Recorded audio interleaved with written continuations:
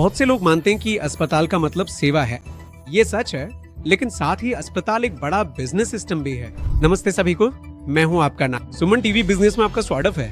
कई लोग सोचते हैं कि अस्पतालों को मुनाफा डॉक्टरों की फीस से होता है, लेकिन असल में सबसे बड़ी आमदनी कई अन्य जगहों से आती है।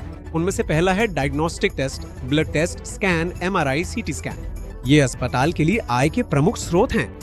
भले ही कुछ टेस्ट की वास्तविक लागत कम हो, लेकिन बिलिंग बहुत अधिक होती है। दूसरा है room charges. ICU, deluxe room, private room, सुविधाओं के नाम पर चार्जेस भारी बढ़ जाते हैं। तीसरा है फार्मेसी।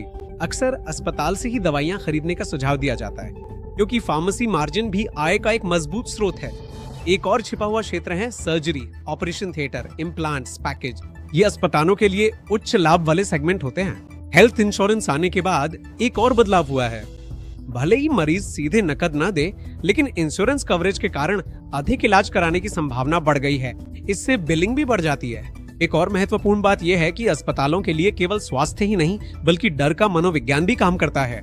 कुछ गंभीर होने के तनाव में बहुत से लोग तुरंत टेस्ट और भर्ती के लिए सहमत हो जाते हैं, लेकिन सब एक जैसे नहीं होते। कई अस्पताल वास्तव में सेवा की भावना के साथ भी काम करते हैं। इमरजेंसी केयर, कुशल डॉक्टर, महंगे उपकरणों का रखरखाव भी एक महंगी प्रक्रिया है।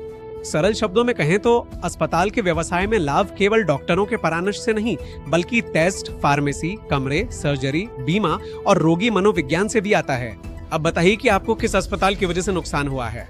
नीचे कमेंट बॉक्स में हमें जरूर बताएं। यदि आप भी अपने व्यवसाय को अगले स्तर पर ले जाना चाहते हैं, तो शक्तिशाली व्यावसायिक रणनीतियों, वित्तीय सहायता विचारों, विपणन और ब्रांडिंग सहायता के लिए अभी सुमन टीवी बिजनेस WhatsApp समुदाय में शामिल हों।